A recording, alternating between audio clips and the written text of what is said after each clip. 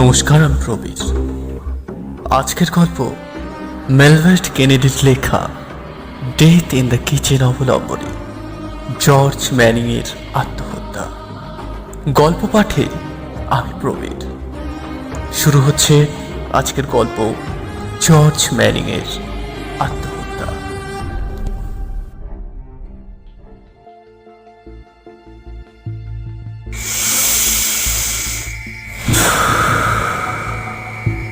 একটি দীর্ঘশ্বাস ফেলে সোজা হয়ে উঠে দাঁড়ালেন রবার্ট মরিসন। তার সামনে মেঝেতে যে দেহটি পড়ে রয়েছে তার দিকে খানিকক্ষণ তাকিয়ে রইলেন। খুব অস্বাভাবিক মনে হচ্ছে। কি দেখে কি আদৌ আন্দাজ করা যাচ্ছে যেটা আত্মহত্যা না খুন? না, আত্মহত্যাই মনে হওয়ার কথা। রবার্ট দেহটিকে সাজিয়েছেন খুব সুন্দর করে। মাথার নিচে একটা বালিশ গুজে দিয়েছেন। আভেনের বিষাক্ত গ্যাসে নেইল করে আত্মহত্যা করতে হলেও মানুষ একটু কমফর্টেবলি মরার চেষ্টা করবে না? করবে বলেই রবার্টের বিশ্বাস। মোজা পরা পায়ে উনি নিঃশব্দে রান্নাঘর থেকে বসার ঘরে গেলেন। ঘরের পর্দা টানা, আলো জ্বালানো, নিজের কাজ শুরু করলেন রবার্ট মরিসন। কোনোভাবেই যেন তার সঙ্গে জর্জ ম্যানিং এর কোনো যোগাযোগের কথা কেউ না বুঝতে পারে। একমাত্র সমস্যা হচ্ছে মুদিখানার দোকান থেকে ওনার নামে আসা পার্সেলটা।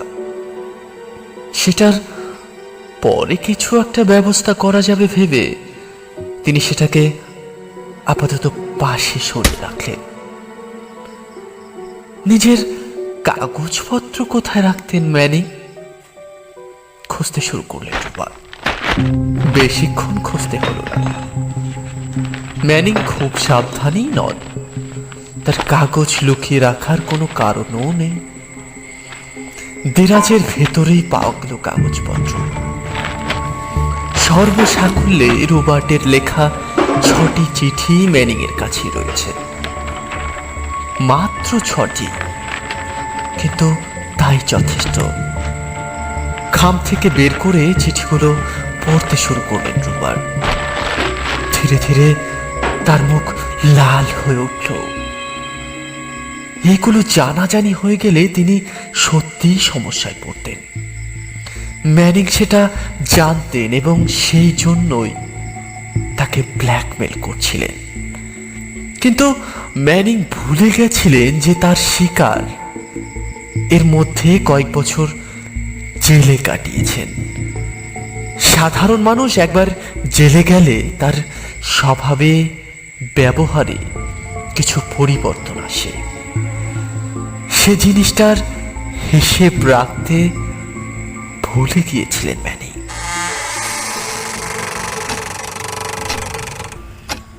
ঘড়ির দিকে তাকালেন রবার্ট। না, অনেক সময়। উনি সব খবর নিয়ে তবেই এসেছেন। ম্যানিং যে একা থাকে, তার কাজের লোকের যে আজ সন্ধেবেলা ছুটি, এবং তার কোনো বন্ধুর যে আজকে সন্ধেবেলা আসার কথা নয়, সেটা উনি জানেন। কাজেই তারা কিছু নেই। মাথা ঠান্ডা করে কাজ করতে হবে, ভুল যেন কিছুই না হয়। আসলে খুনের সময়টার জন্য রবার্টের কাছে কোনো অ্যালিবাই নেই। কিন্তু ওনার আর জর্জ ম্যানিং এর মধ্যে যদি বিশেষ কোনো যোগাযোগই না খুঁজে পায় পুলিশ, তাহলে ওনার খুন করার কোনো মোটিভও নেই, এবং সেক্ষেত্রে অ্যালিবাই জানতে চাওয়ার কোনো কারণও থাকবে না। সেই জন্যই প্রমাণ লোপাটের কাজটা একেবারে নিখুঁতভাবে করতে হবে রবার্টকে। এমনিতেও দুজনের মধ্যে খুব যে দেখা সাক্ষাৎ ছিল তা নয়, সে কবে স্কুলে যেতেন দুজনে একসঙ্গে। তারপর অনেক দিন কোনো যোগাযোগ নেই। তারপর হঠাৎ দেখা একবার।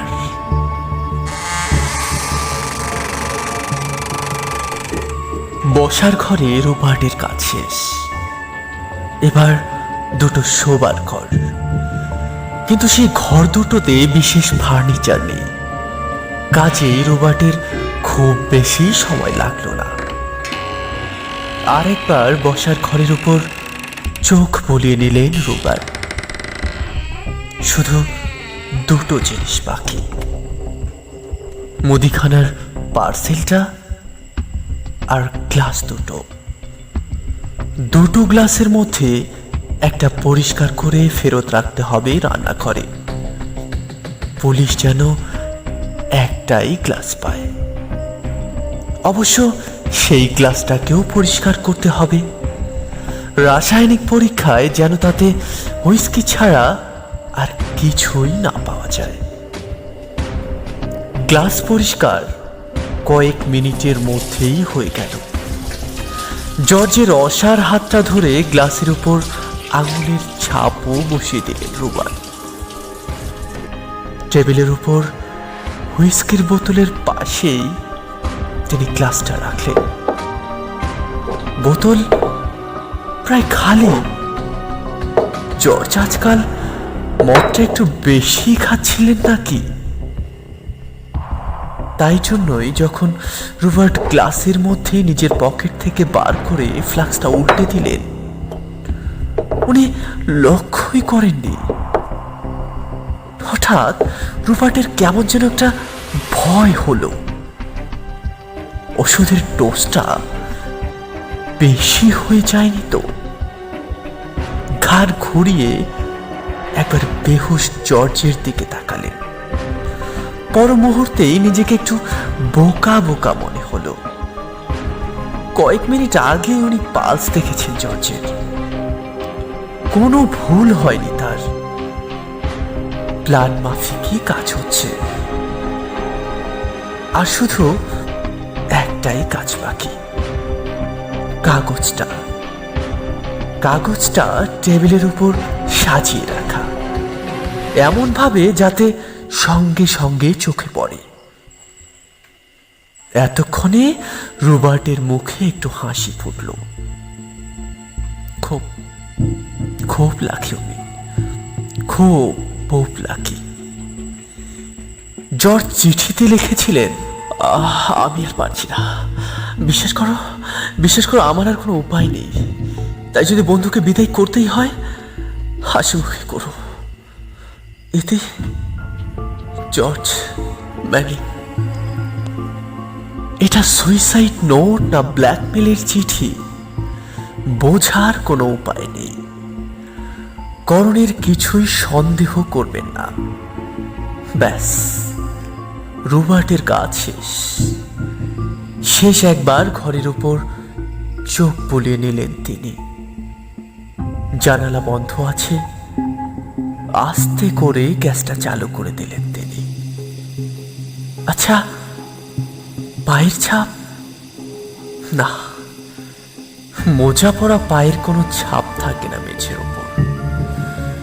নিজের লাঠিটা এক হাতে নিয়ে এবং অন্য হাতে মুদিখানার পার্সেলটা নিয়ে জুতো পায়ে দিয়ে পেছনের দরজা দিয়ে নিঃশব্দে বাইরে বেরিয়ে গেলেন Robert Morrison.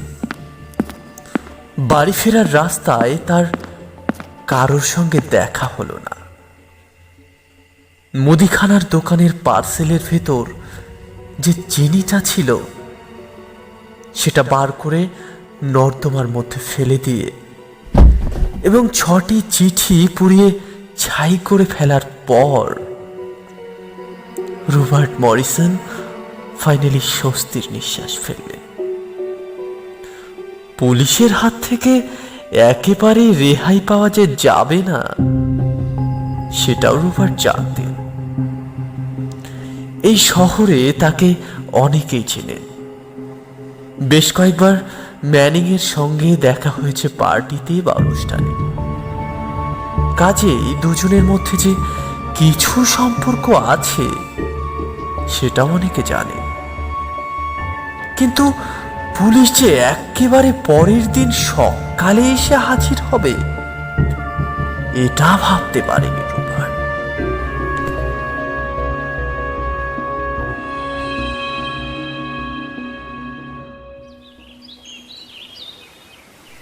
Mister Morrison, mister Morrison, থানা থেকে আসছি স্যার, দরজাটা খুলুন মিস্টার এই তো এই তো এই তো। Good morning. কি ব্যাপার বলুন তো?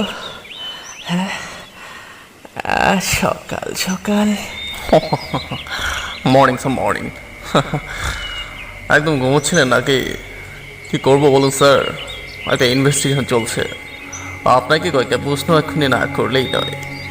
কি ইনভেস্টে? কি ব্যাপার বলুন তো? বলছি স্যার, বলছি। আগে একটা জিনিস বলুন তো, আপনি জর্জ ম্যানিং নামে কাউকে চিনতেন? ম্যানিং? ও, জর্জ ম্যানিং চিনতেন? চিন্তা মানে ওই আর কি, একসঙ্গে স্কুলে পড়েছি, অনেকদিন কন্ট্যাক্ট ছিল না, তারপর কয়েক বছর আগে দেখা হয়ে যায়, মাঝে মাঝে দেখা সাক্ষাৎ হতো। আচ্ছা, গত কয়েকদিনের মধ্যে আপনি তার বাড়িতে গিয়েছিলেন? গত কয়েকদিন আমার আসলে ঠিক কেন বলুন তো? আচ্ছা, দেখুন তো স্যার, এটা কি আপনার?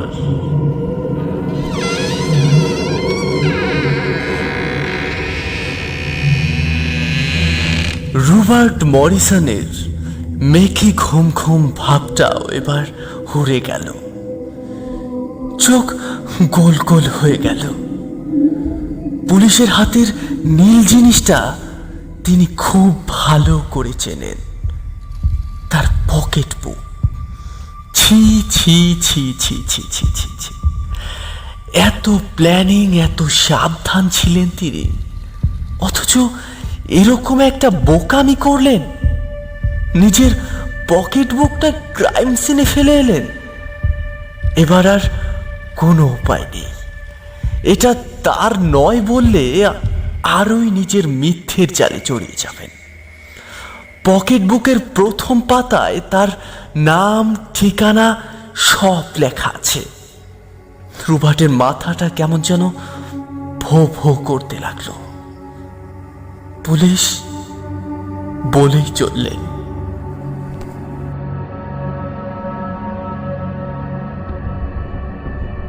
আর বলবেন না স্যার, ওই মুদির ছেলে, সে গতকাল ভুল করে আপনার পার্সেল ম্যানিং সাহেবের বাড়িতে গিয়ে দিয়ে এসেছিল। তো বাড়ি ফিরে বাপের কাছে দাঁতানিকে ফেরত গেছিল পার্সেলটা ওই বাড়ি থেকে নিয়ে আপনাকে দিতে। এবার বাড়িতে বেল বাজিয়ে যাচ্ছে, কোনো জবাব নেই। তো তখন বেটা খিড়কির দরজা দিয়ে ভেতরে ঢাকে। একেবারে উচিত হয়নি এটা করা, ভাগ্যিস করেছিল। ঢুকে দেখে রান্নাঘরে আলো জ্বলছে, আর ম্যানিং সাহেব আগুনের ভেতর মাথা ঢুকিয়ে পড়ে রয়েছে। তো ছেলের তো ভয় হাত পা ঠান্ডা হয়ে গেছে, সোজা দৌড় মারলো থানা। তারপর আমরা গিয়ে চার্জ করে বসবার করে এইটা পাই। তাই আপনার কাছে সকাল সকাল ছুটে এলাম আর কি। আসলে ব্যাপারটা কি জানেন তো, মানে কিছু মনে করবেন না, আপনাকে জিজ্ঞেস করছি। ম্যানিং সাহেবকে আপনার খুব ভালো বন্ধু ওই স্থানীয় কেউ ছিল? হ্যাঁ, আমার বন্ধু মানে না, তেমন না, মানে মানে ওনার কিন্তু একটা পুলিশ রেকর্ড আছে স্যার। কি কি পুলিশ পুলিশ রেকর্ড? হ্যাঁ স্যার, বিশেষ সুবিধার লোক না। না মানে আমি বলছি না যে উনি চুরি করেছেন, হতে পারে যে আপনি ওনাকে দিয়েছেন, কিন্তু কিন্তু মানে একটা জিনিস খুব অদ্ভুত লাগলো জানেন তো। কি কি জিনিস? না মানে দেখুন স্যার, আপনি একটা বাড়িতে ঢুকলেন, ঢুকে দেখলেন একটা লোক গ্যাস ওভেনের ভেতর মাথা ঢুকিয়ে পড়ে আছে। আপনি কি ভাববেন? কি কি- কি ভাববো? আত্মহত্যা ভাববেন নিশ্চয়ই। Right right. কিন্তু আপনি ভেবে দেখুন স্যার, যে মানুষটা এত প্রিপারেশন নিয়ে আত্মহত্যা করছে, আপনের মধ্যে আবার বালিশ রেখে তারপর মাথা দিয়ে শুয়েছিল, হ্যাঁ, তো সেই লোকটা এটা খেয়াল নেই যে আগের মাসে বিল দেয়নি বলে তার গ্যাসের লাইন কেটে দিয়েছে। হ্যাঁ, আপনি বলুন স্যার, এটা কেমন একটা সন্দেহ।